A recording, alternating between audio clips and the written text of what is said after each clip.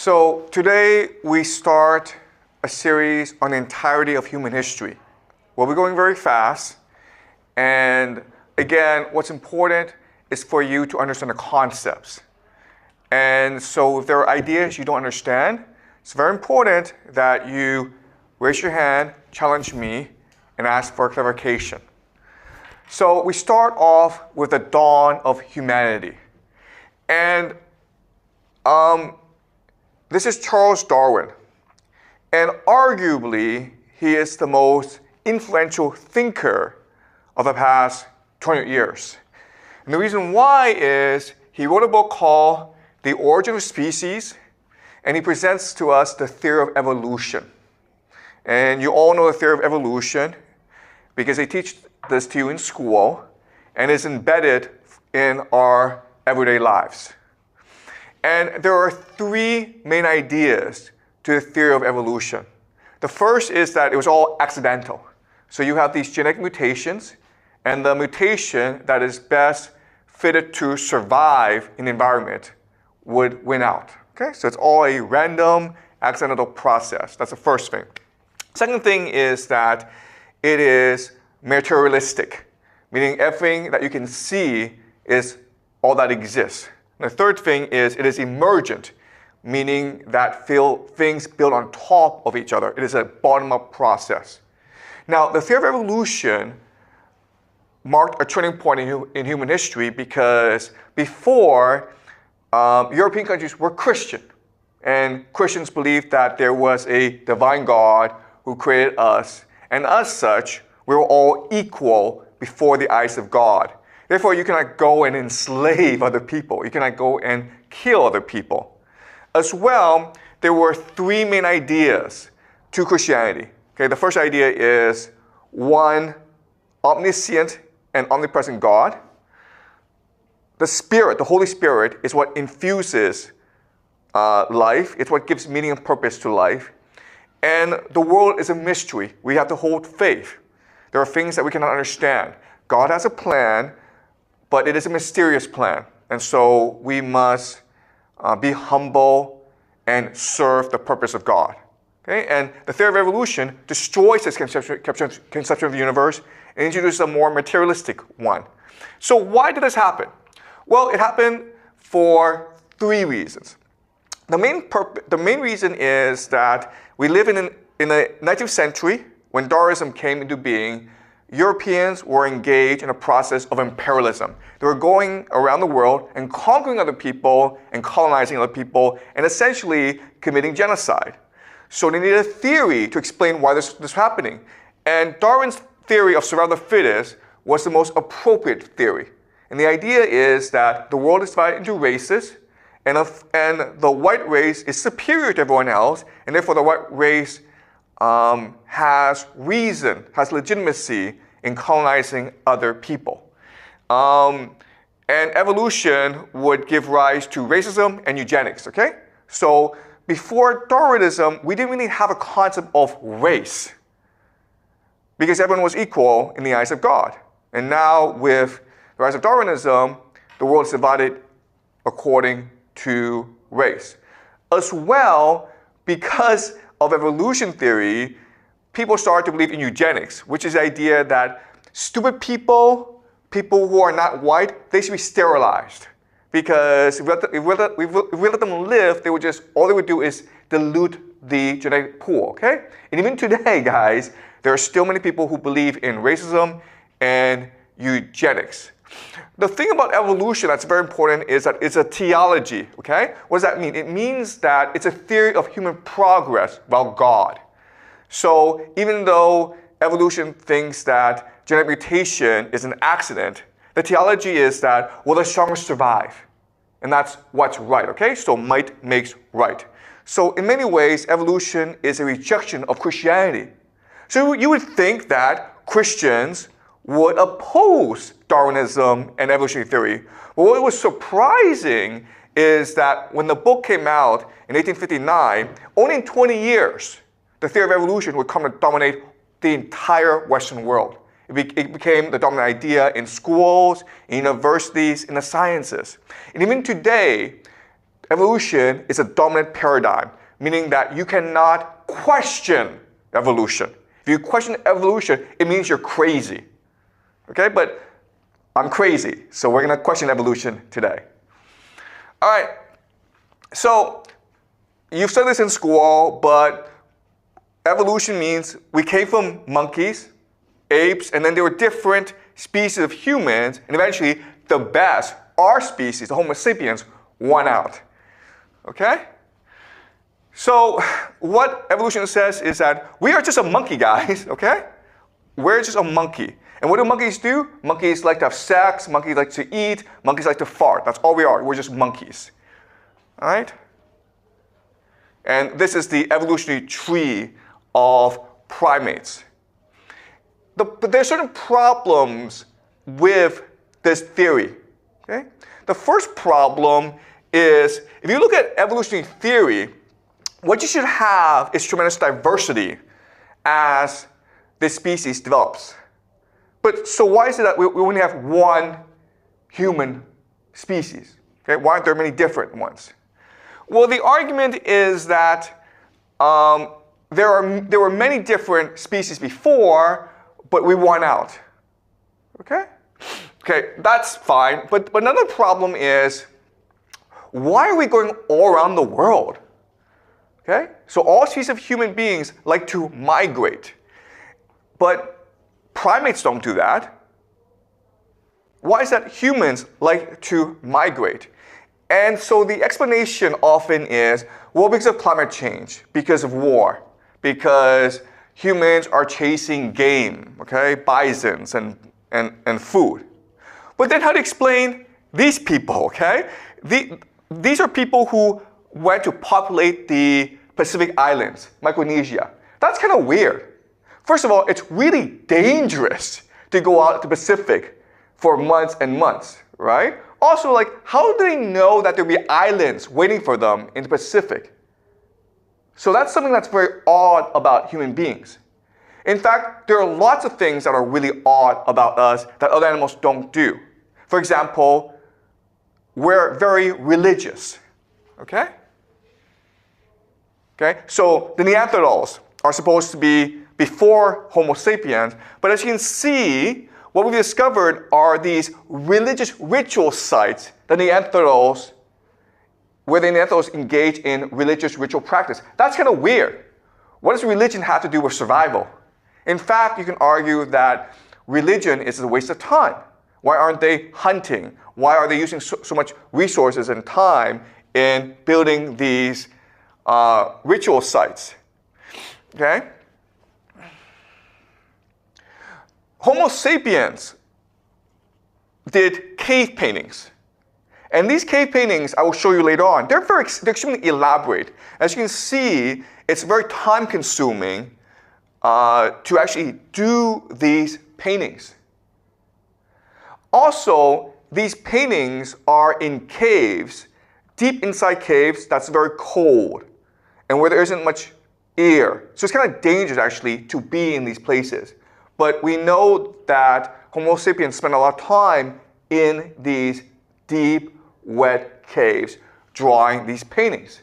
That's not very utilitarian. Why would we do that? So that's a mystery. Okay?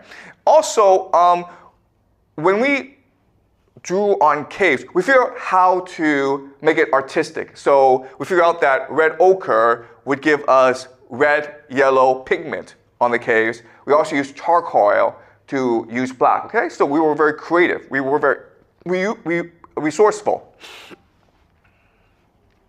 All right, so we know a lot about the Ice Age because, as you can imagine, during the Ice Age, things freeze over, so they can be easily preserved. And actually, for most of human history, we were in the Ice Age period. Okay, and as you can see, during the Ice Age, the entire world was basically frozen over.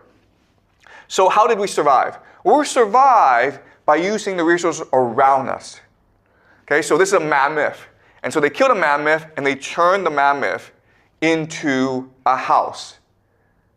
Okay? Now the question is, how did they know how to do that? how did they figure it out? And we've been trying for a long time to figure this out, but my answer to you, and this is a theme that I will keep on emphasizing throughout the rest of the semester, is they just knew it, okay? So let's do a thought experiment. Let's just say that there's 10 of us, and I give you this wall, right? And I say to you, you cannot talk, you cannot communicate with each other. All I want you to do is draw a picture. Now you would think that the picture would be disgustingly ugly. It would be incoherent. But if you actually do this experiment, something weird and wonderful would happen, okay? There's 10 of you, you're not communicating, you don't have a plan, there's no draft, but one of you would draw something, okay?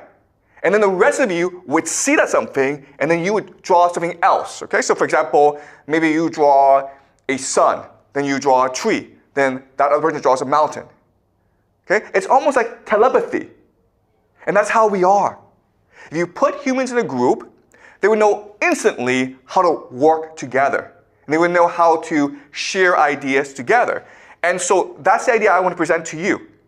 All this stuff is, all this is because of intuition, okay?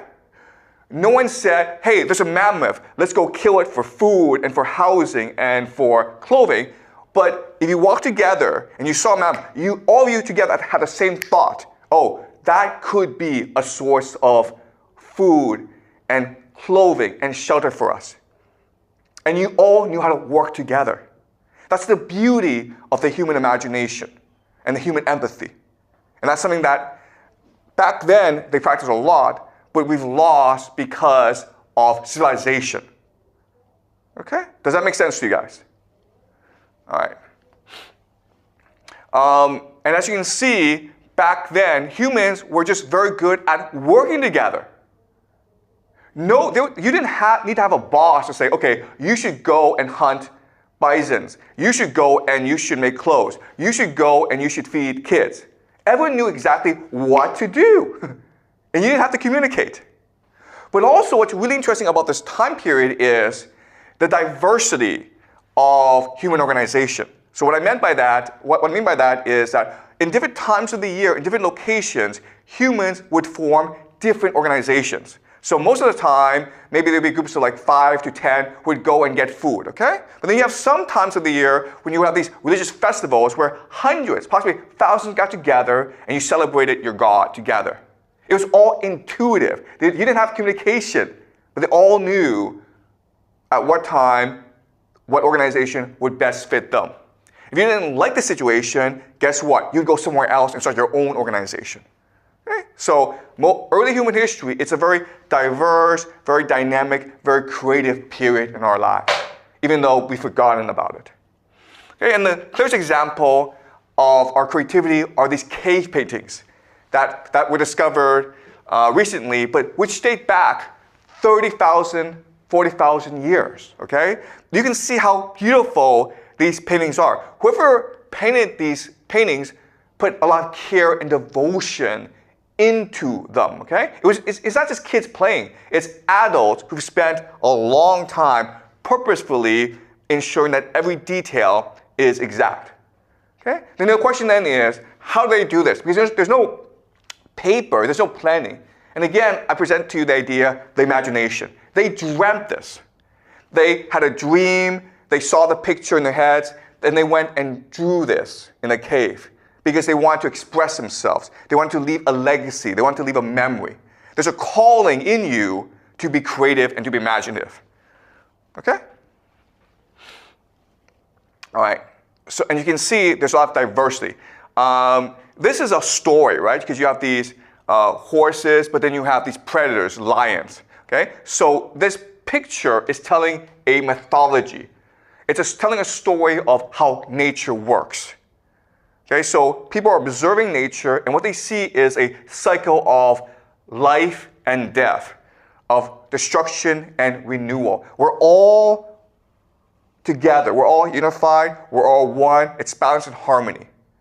And that's why if you were to kill these animals, you also had to commemorate them. Okay, does that make sense? Okay? because this is a world of balance and harmony. If you kill these animals and you eat their food, you must thank them for their sacrifice by commemorating them. It's the same thing as later on, when humans fight in battles, we build monuments to celebrate those who were fallen, right? Because we want to create balance and harmony in the world. We want to commemorate those who made our lives possible. Okay? So in this world, what matters are these animals, because these animals are what gives humans food and clothing. Okay?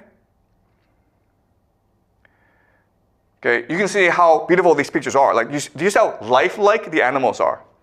Okay, so clearly, we humans had all this creative potential back then. All right. Okay, this is in Spain, in Altamira.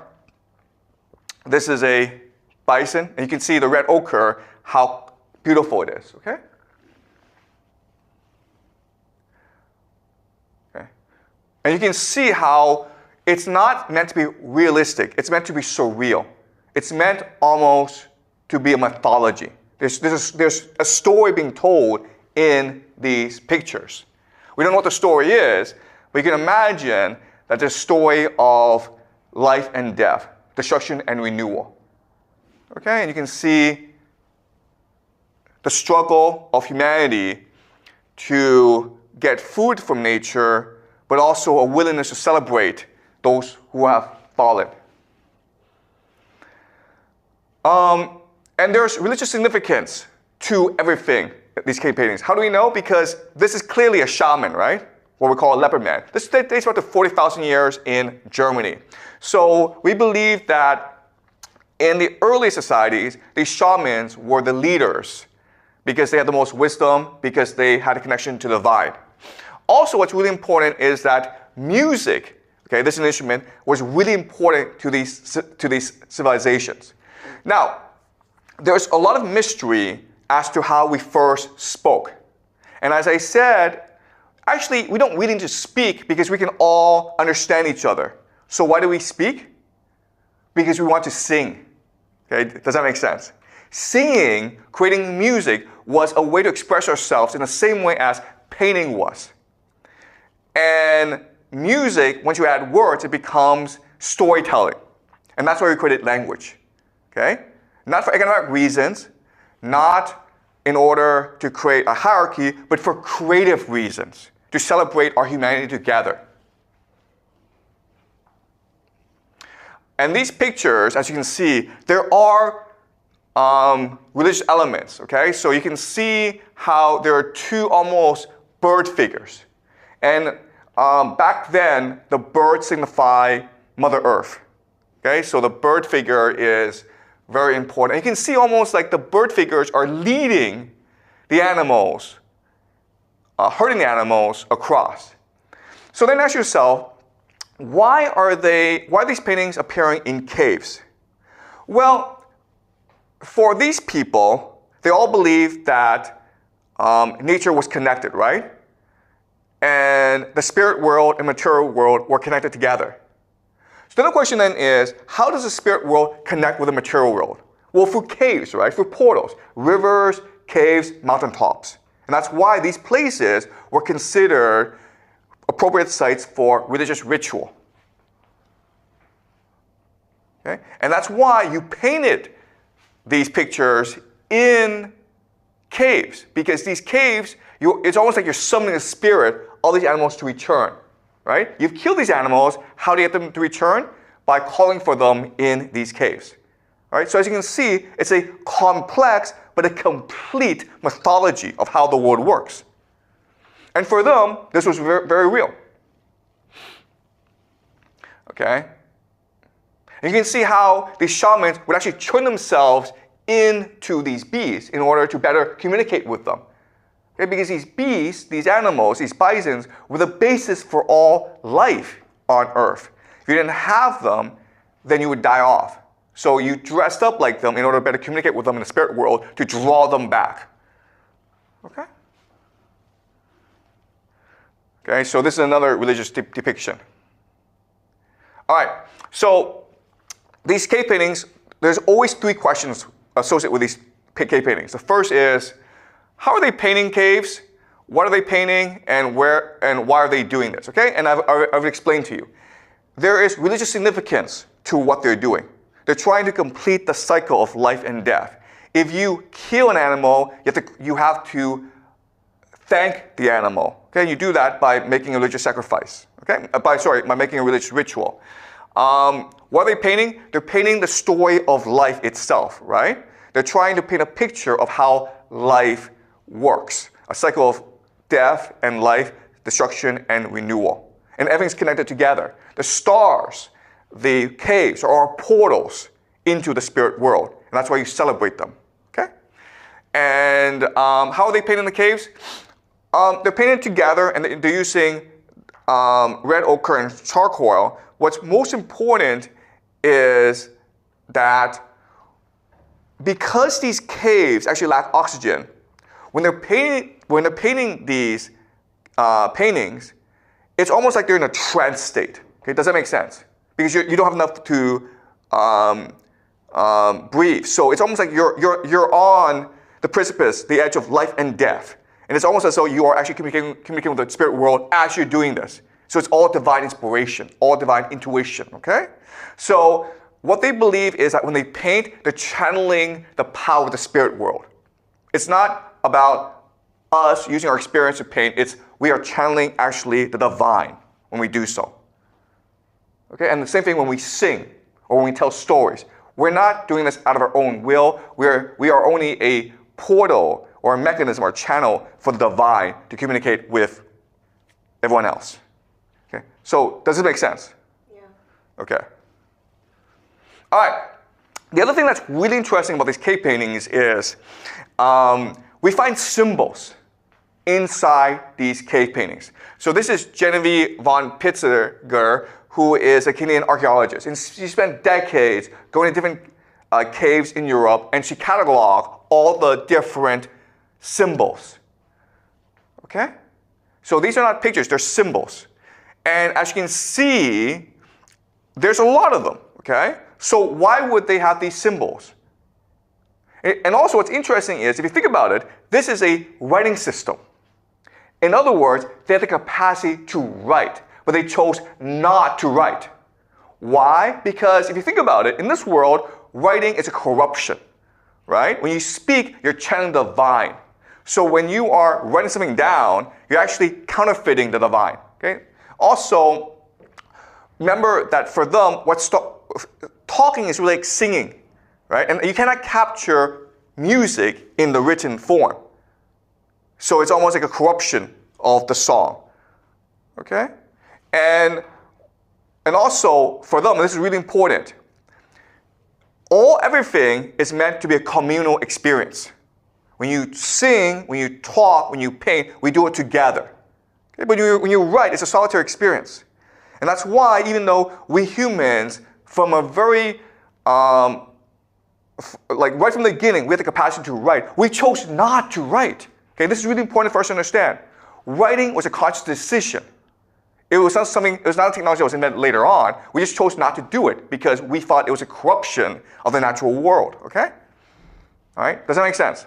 Okay, so this is these are all the geometric signs of Ice Age Europe. It's very similar to alchemy, okay? Alchemy is trying to figure out the secrets of the universe. So the question then is, where do they get these signs? And the answer, of course, is it came to them in a dream, or they were inspired with these signs.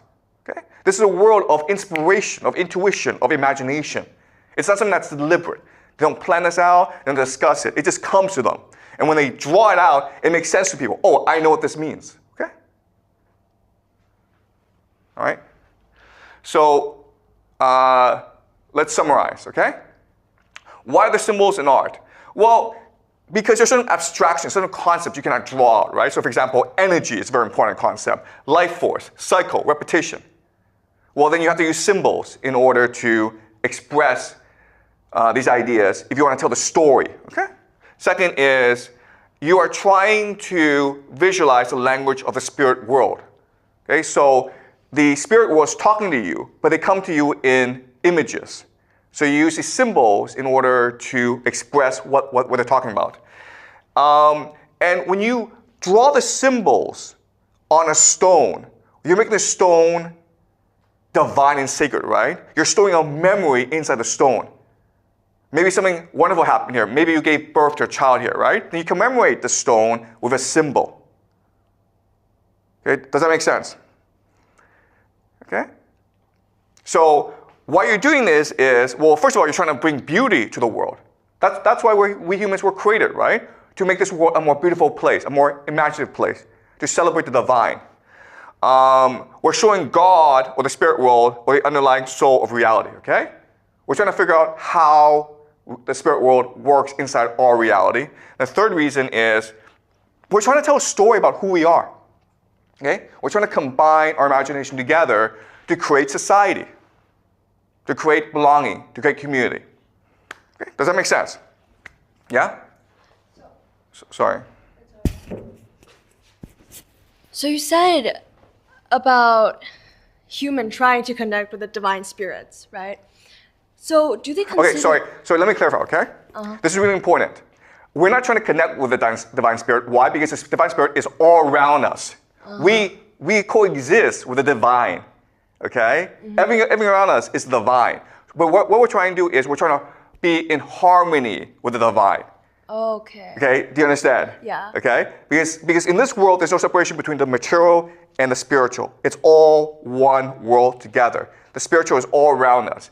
But there are certain things that we do in order to reconcile our existence with the spirit world. For example, when we kill an animal, we need to commemorate the animal through paintings and through songs. Okay, does that make sense? Yeah. Okay. Does that answer your question? Yeah. Okay, good, okay. All right. And even today, we still do this, okay? So let's see examples. This is graffiti, okay, street art. But you can see what's happening where this is Spain, and you can see how beautiful this is, okay? It's the same concept as the cave paintings, where we're trying to give meaning to our community. We're trying to tell a story of who we are, where we came from, and where we're going, okay? And it's designed to build a common imagination. Okay? No different from the cave paintings. We still do this today. And this is another example. And you can see different communities might have different focus. But you can see how the painting, what it does is it unifies the imagination of the people. Okay? So for this community, what matters is the family. Okay? So the matriarch, the mother, is the cornerstone of this community. And that's what you do with this painting. Okay? You can see how beautiful these buildings have become because of the paintings. So that's what art does. Art gives purpose, meaning to our world. All right?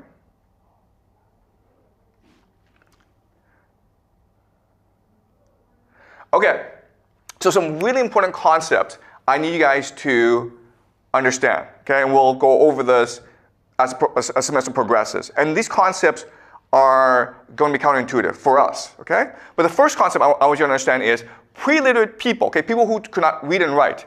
They were more intuitive, they were more imaginative, and they were more empathic, okay? Meaning, I can know your emotions right away. I don't have to ask you anything. I don't have to ask you how you're feeling today. I know exactly how you're feeling right away. Okay? All right. So we can see this. This is Inuit art. Okay? So this is art by Native people. So even in communities of today that hold to this tradition, you can see how they perceive the world, right? They perceive the world as unified. The gods are with us. In fact, everything we do is a celebration of the gods. So our house is our temple. Okay? The temple is not a place you go and celebrate the gods. You celebrate the gods in your house if you have enough faith to turn your house into a temple. Okay, so this is Inuit art. Okay, and if you go to like many native communities that maintain the traditions of the Ice Age, they're all like this, okay, in their perception. But the problem is they cannot communicate it using modern language. So we just think they're stupid. Okay, they can't write essays. They can't give speeches, and so therefore we think they're stupid. But they're not stupid. It's just that they're focusing their energies on empathy, on imagination, on intuition. All right, so let's give examples of empathy in action. And this is true for the entire world, okay? So once there was a horse in America that could do math. All right, so the horse would go on stage, and then the trainer would ask the horse a question, like, what's 2 plus 2? And the horse would be like, nay, nay, nay, nay. And then we'd be like, oh, the horse can do math, okay? So the horse cannot do math, okay? I'm telling you right now, the horse cannot do math. So what the horse is doing, think about it, is the horse is reading the room, right? Because the people who pay the money to go into the theater to watch the horse do math obviously believe the horse can do math. Okay? So what happens is when the trainer says to the horse, what's 2 plus 2? The horse is nay, nay, and the horse is watching everyone, okay? And as the horse comes to the answer, the horse sees that the people are like really excited, okay? Their eyes are bulging. Their breathing is faster because people are in anticipation, right? The horse says, oh, now I know the answer. Okay? This is empathy. Animals can do it, we can do it as well. It's actually our superpower. Okay? Does that make sense? Okay? Second example is telepathy. So in America right now, there's a very popular podcast called the Telepathy Tapes. You might have seen it, you may have heard of it, okay? The idea is that kids with autism are able to read the minds of their parents. Guys, I'm telling you right now, kids, the autistic kids cannot do that. They do something else, okay? So let me tell you a story of how they do this. In China, there's also a similar case where a mother in the countryside, okay, so she's not educated, she has no money, but her son is autistic. It's an autistic boy, doesn't really speak, cannot make eye contact, okay? Lots of issues, cannot go to school. So one day, the mother contacts CCTV, the national broadcaster, and says, hey, my son can read my mind.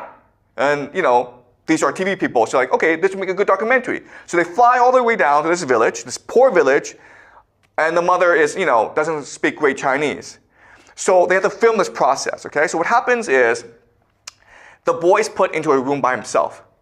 And then the mother is given a number, okay, like maybe 5. Then the mother goes and asks the boy, please read my mind. And the boy says, you saw the number 5. And it's pretty amazing. And of course, it's not really believable. So this documentary team spent days and days to figure out what happened. Okay? Finally they brought in artificial intelligence, AI. What the AI figured out is it's the pitch of the voice that gives the answer. Okay? So the mother is saying, read my mind. Read my mind. Okay? And the difference in the pitch, there's a different number in that pitch. But the problem is it's so subtle that only the boy can hear the difference in pitch. We humans, ordinary humans, cannot hear the difference. And so the documentary crew confronted her and says, listen, the AI, our artificial intelligence system tells us that what you're doing is you're cheating. You are using pitch to give signals to your son. Is that true? And the mother is like, yes, I'm sorry. Yes, it's all a lie. We're poor, my son is autistic, I want my boy to go to school. I want my boy to get professional help. And that's why we devised a scheme in order to trick you so we can get some television coverage, and then maybe we can get some donations, maybe some people will help us, okay? And that's why we did the scheme. And so that's it. But think about this. Think about how amazing it is that the two together were able to devise a scheme, right? Think of how amazing it is that they were able to devise a scheme that was so creative that it tricked people. Only an artificial intelligence system could figure the system out, okay? So this mother is not educated, but she loves her son, and she wants the best for her son. So she figured out what her son's special ability is, pitch. She's able to hear different sounds, and devise a scheme to make full use of the son's ability. Okay? So that tells us the power of the human imagination if we truly love someone. Okay? So they created a hidden emotional language together, which again is amazing. And it's something that you will see when two people actually love each other. They will create their own language that only they can understand. And the last example is some cooperative painting, right? So we discussed this where if I put 10 of you in a room and I give you a blank wall and I ask you to draw, the pictures you're going to create are going to be pretty amazing, okay? You're not allowed to speak, you're not allowed to cooperate, you're not allowed to plan it ahead, but I guarantee you, when the 10 of you get together and you start drawing together, you will draw a great picture. And the reason why is not because you want to draw a great picture, it's because you all want to help each other. You don't want to let each other down, okay? Because of cooperation, because of empathy, you want to be at your very best. You want to be at your creative best. That's the secret to creativity, okay? When you're able to find a purpose and meaning in other people, your creative potential will be fully released. Does that make sense? Okay? All right. So back to the horse example. If you ride a horse, one thing that you will learn over time is the horse can read your mind. Okay? And so this is a polo game. And if you watch a polo game, it's pretty amazing because you can't speak to the horse, right? But the horse will know exactly, instantaneously, what you want to do. If you want to turn right, the horse knows, turn right. Even before you think the thought, the horse will know. Okay? And this is why throughout human history, warriors on horseback were the greatest warriors. They were invincible. Why? Because what happened was, basically, the man had 4 legs, okay? Because in these nomadic societies where people fought on horseback, they were born on horses, and they were riding horses since they were early, or since they were young, and so they developed this emotional connection with the horse. So the horse knows exactly what you think even before you think it, okay? And there are lots of examples like this. If you have a dog, you know that dogs have telepathy, right? So you go away for a week, and then when we come back, the dog is waiting for you at the door. Then the dog knows you're coming back. That's the emotional connection. That's telepathy, okay? So telepathy exists, but it's an emotional connection. There's no way that I can actually read your mind, but I know how you feel, even at long distances. Okay? Does that make sense? All right. Another important fact about human beings that is not really understood is we are obsessed with being creative and expressing ourselves. That's who we are. Okay? We are the imagination, personified, manifested, made tangible, made visceral. Okay? But we are imagination itself. Our imagination is resilient and will always find a way to shine. Okay? So you may know of people who lose a sense, right? So if you can't see, your hearing improves. Or these people are deaf, okay? So they can't hear, but then they're able to see much stronger, okay? And they use sign language to communicate.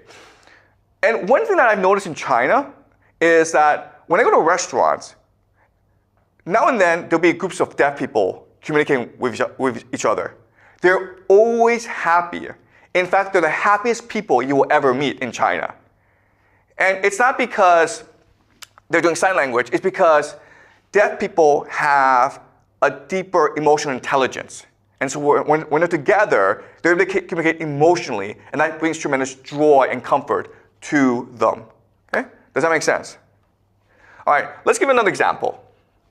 This is a great composer, one of the greatest composers in human history, Beethoven. His music is startling. Okay? His music is extremely famous. Problem is, he was deaf. That's kind of strange. How is it possible for you to be deaf, yet at the same time compose some of the world's greatest music?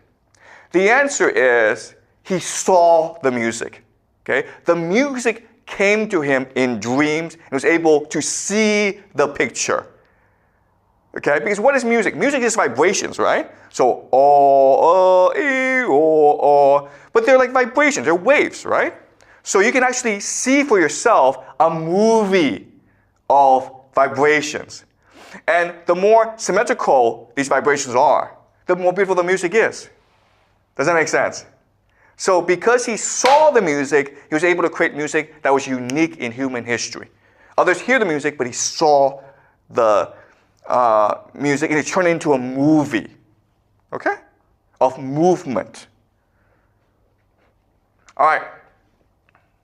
This is John Milton. He wrote Paradise Lost. Problem is, he wrote it while he was blind, okay?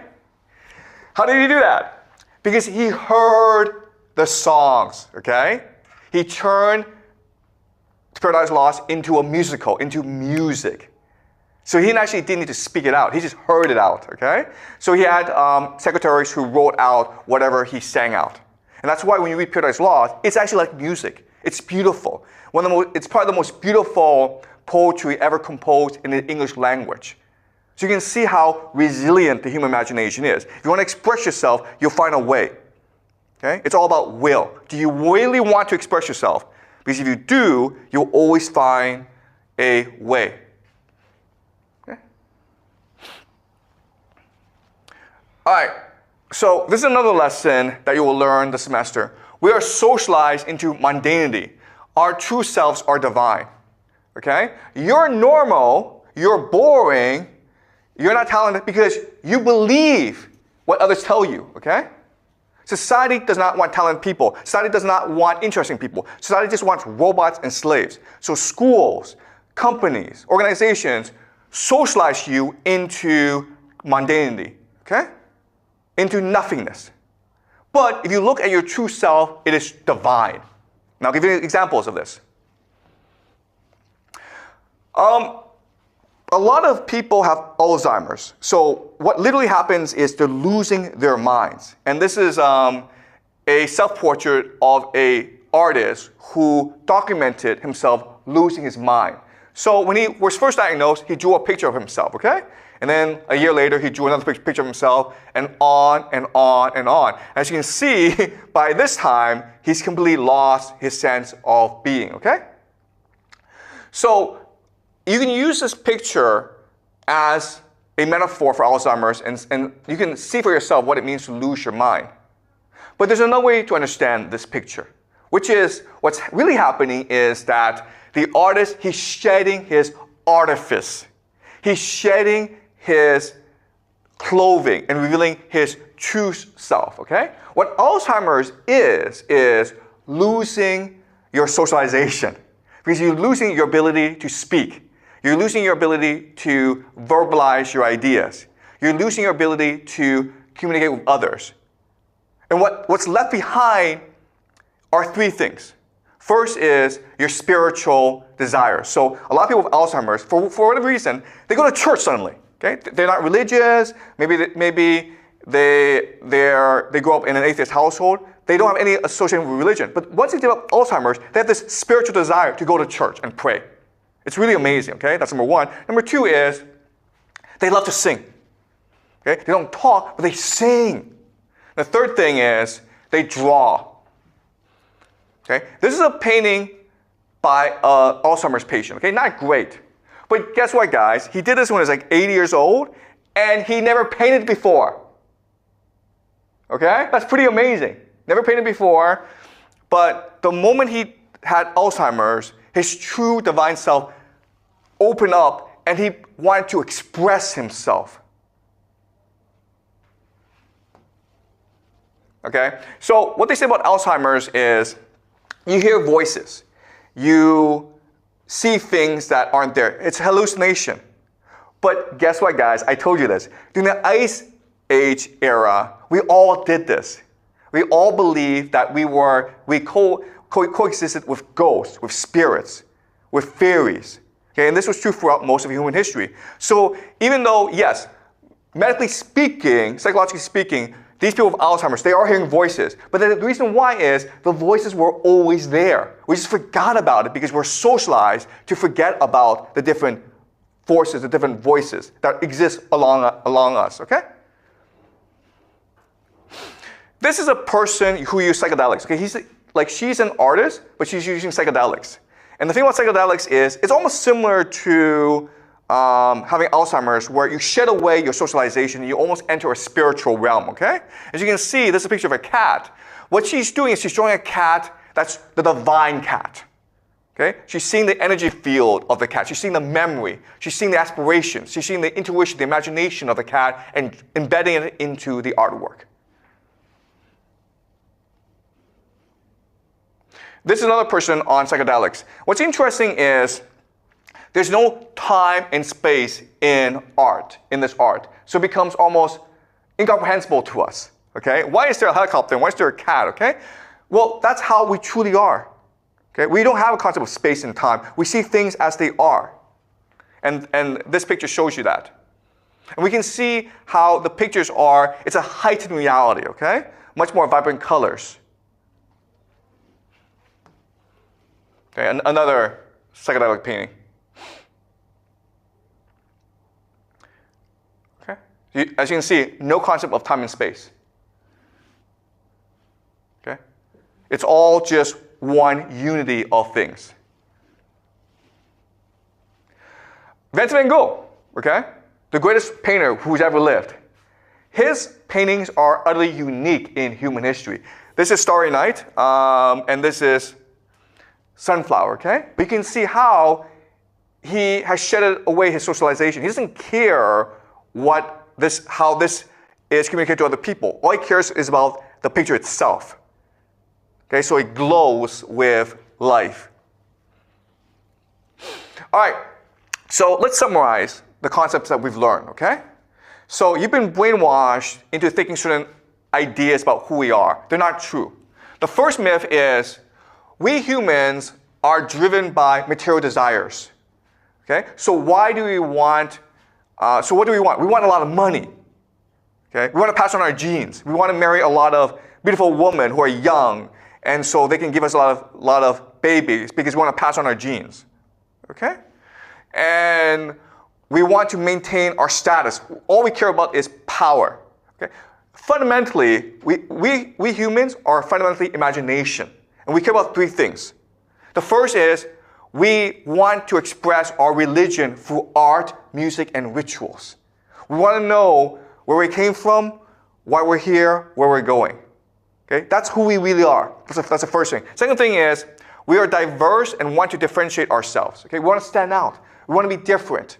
We want to be creative. The third thing is we are curious and want to explore. And that's what explains why we go everywhere. Okay? This has been true throughout human history. We may not have documents saying that we were traveling, but we were traveling because there's always some of us who want to go and see a new world, even though it may not exist. That's who we are fundamentally. So don't believe people when they say, oh, okay, you just care about money, you just care about power, you just care about sex. That's not who we are. What we are fundamentally religious, spiritual beings that want to create and to love and to connect. Okay, that's the first myth. Second myth is the most natural unit is a family and men want to protect their property, which includes women, okay? So maybe you've been taught that, okay, men are in charge and women are just animals to breed babies, okay? That's not true. For most of human history, it was women who had control of their bodies. Women could choose who to sleep with and how many men to sleep with, and they often chose to sleep with everyone. Why? Because sleeping with other men, first of all, women enjoy it, okay? But second of all, it allows women to create social cohesion. So for most of human history, early civilizations, women were the core and center of all societies. And the third thing is, there's actually a strategy in sleeping with many different men because now everyone is responsible for raising a child. Does that make sense? If I'm the father and I know exactly who my children are, then I'm going to protect my children and discard everyone else, okay? But if no one knows who the fathers are, everyone's responsible for taking care of every single child. And that's the best strategy that they can have, okay? Because that ensures that every child becomes successful. Okay? Does that make sense? Okay, so the second myth that we will discuss later on. Third myth, Humans follow the iron rule of nature, survival of the fittest. Okay, that's what taught by Darwin. That's what evolution is. But that's wrong. Okay? Throughout most of human history, humans cared for each other. We were compassionate, empathy, right? We believe that every creature has divinity, and those who are weakest have the most divinity. That's why when we kill an animal, we still thank the animal, because we're all part of the same life cycle. All right?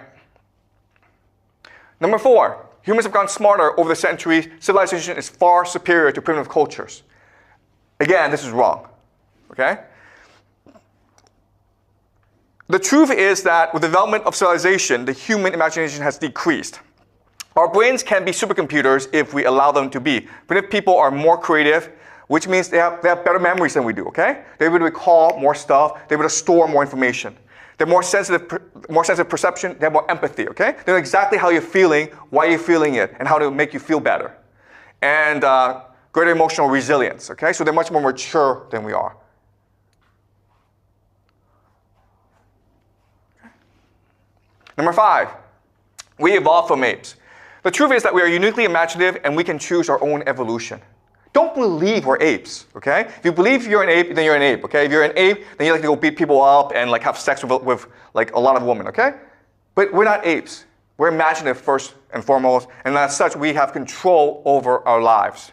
And that's something that you have to like learn for yourself. All right, so let me give an example of this to conclude the class. This is Romatol II, and we discovered him 10,000 years ago in a burial site, okay? This is an Ice Age burial site. He's a dwarf, guys, okay? He's a dwarf. You can see how small he is. He's a dwarf. And you would think that dwarfs don't really contribute to the community, so maybe, you know, he's born, it's clear he's deformed, so just kill the guy, okay? Because he's not gonna have a great life anyway. Instead, what we found is, first of all, he lived to a pretty old age, and he was buried with jewelry. He was buried elaborately, and you only do that for people you really prize. That's kind of strange, right? The people who we think that are most worthless, dwarfs that actually don't do anything, they actually thought was divine and deserved a extremely elaborate, ritualized funeral. Why? Okay, so this is a book, The Dawn of Everything by David Graeber and David Wengrow, great book, okay? So what they say is this: when archaeologists undertake balanced appraisals of hunter-gatherer burials from the Paleolithic, they find high frequencies of health-related disabilities, but also surprisingly high levels of care until the time of death and beyond, since some of these funerals were remarkably lavish. This is an amazing idea to think about. But if you were deformed, if you were ill, they didn't throw you out. They spent a lot of time to take care of you, even though from their perspective, it was a waste of time and energy, because you're going to die anyway. So why would they do that? Well, there are 3 possibilities, okay? The first possibility is it's really about maintaining cosmic balance and harmony. Everything is a cycle. Meaning what? Meaning we're all part of God. And if you suffer, then we have to make you better, because we're all part of God together. Okay? So the concepts are unity of all, as above, so below. Set a good example to others. Okay, so that's the first possibility. Second possibility is, because this is a pre-literate society, people have a stronger sense of empathy and morality. So they didn't want to see others suffer. Okay? And the third possibility is, they appreciate diversity and difference in a way we don't anymore. Okay? Our entire school system is designed as survival of the fittest. If you can't do math, goodbye, you're worthless. If you can't get 100 on a test, goodbye, you're worthless, okay? But back then, they saw difference and diversity as gifts from God, right? So if you're a dwarf, it meant you had something special to offer. If you're strong, yeah, you can go hunt animals and you can protect the family. But if you're a dwarf, it meant that you might have something else to offer. And if we just celebrate you as someone who has something special offer, then you can offer it to us, okay? And often what they could do is, well, they could probably sing better, they could probably tell better stories, they had more wisdom, they had more intuition, the connection with the divine, okay? And that's true even today where the best storytellers, the best musicians are often those who are marginalized from society, those who are strangers, those who are outsiders, those who society persecutes. They probably have greater imagination, greater intuition, greater empathy. And today, we don't celebrate these things, but back then, they did celebrate those things. So if you were different, if you were deformed, if you were ill, they saw you as blessed rather than cursed. And that's what we've forgotten today. Okay? All right, so that's it. This is just an introduction into the entirety of human history, okay? We're going to go pretty fast. Any questions? Yeah. So would you say that because you made the examples using, you said Alzheimer's, autistic people, so would you say that people with cognitive disability in like modern age are like closer to the divine, we're returning to the divine by abandoning our cognitive so-called logic and everything that the civilization is? Would you say that makes us closer, would bring us closer to the divine? Yeah, good question, okay, yeah. So, first of all, we're all connected to the divine, but we just choose to forget we're connected to the divine, okay? Why? Because society, mass society, needs you to be obedient, needs you to be a machine, needs you to work to be obedient, okay? So the entire point of school is to separate you from the divine. Why? Because at an early age, you're removed from your parents, okay? And in school, you're taught all sorts of like really strange knowledge, like 1 + 1 = 2. Like who cares 1 + 1 = 2, okay? But you're taught this is what matters. And before, we would just let kids run around nature and learn resilience, learn courage, learn creativity, okay? So the entire point of society is to brainwash you or remove you from the divine. But there's certain members of society who can't be removed from the divine because we don't want them, right? So kids who are autistic, kids with disabilities, kids who are just different, okay? Once you discard it, they actually return to the divine. Does that make sense? Yeah, so it's like, for example, a lot of people develop cognitive disabilities after a lot of, like you said, being put into schools, being kind of limited by the civilization. Would you say that in that circumstance, by developing or be given a cognitive disability, we're actually reconnecting with the divine? Okay, yeah, okay. So let's clarify, okay? So in China, in the United States, everywhere in the world, we're seeing a massive surge in mental illnesses, right? So depression, eating disorders, suicidal tendencies,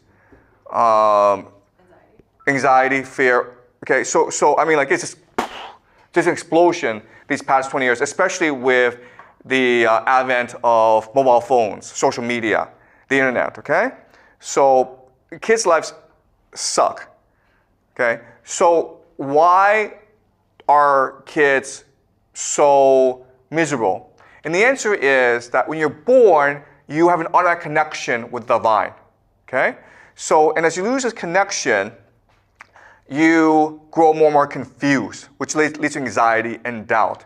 And over time, if this confusion is not addressed properly, then it will lead to depression, okay? So another simple way of saying this is we crave human connection. We crave knowledge of the divine. We crave purpose and meaning in our lives. But the social media system has created this fake system in which you are in prison, our imagination is in prison in pursuing activities that absolutely have no purpose, right? So on social media, all you care about is likes. How do I get my friends to like me, okay? So you do sorts of silly things like, I don't know, post pictures of you dancing in Hawaii or whatever, even though it gives you no meaning, okay? So what's happening is, before we cared about what makes us happy, and now we care about what we think would make other people happy, okay? And that's not who we are. Okay? Once you lose that connection to the divine, then you can only get lost. So if you deny your intuition, if you deny your emotions, then you'll just become more and more miserable. Okay? Does that make sense? Okay? Like the strong empathy that you just mentioned, I thought that I'm curious where the strong empathy come from, because I usually thought that our empathy is shaped by the socialization and social norms by the society. Yeah, actually that's a really good question, okay? So empathy just means our connections with others, okay? And this is something we're born with. So a mother is born with an emotional connection with a child, right? And a child has an emotional connection with the mother. And over time, as this connection grows, their empathy develops. And this empathy almost becomes telepathic, so that even if the child is in school and the child is bullied, the mother is washing her clothes. She's like, I don't feel right. Maybe I should call the teacher and ask how my child is doing, okay? Okay? So that's what empathy is. Empathy just means a natural emotional connection that we're all born with. But it's entirely possible, and we know this from our study, to break that connection by sending the child off to school, by having a child online too much, by having a child watch television too much, okay? Breaking that emotional connection. And once the emotional connection is broken, remember, empathy, we crave empathy. We crave emotions more than we crave food. So it's as though we're becoming zombies almost, right? If you don't have empathy, if you don't feel connected with other people, it's as though you become a zombie. You don't have any direction, you don't have any purpose, you don't have any meaning in life anymore, and that's what leads to tremendous depression, okay? Does that make sense? So we are not socialized into empathy, we are socialized out of empathy. We're born into empathy. Okay? All right, great questions, okay? Any more questions? Okay, great guys, so I will see you next time, all right? We'll continue this next time, okay? So I'm just introducing these concepts, but we'll expand them and use more examples and learn more about human history from this framework. All right, okay, thank you.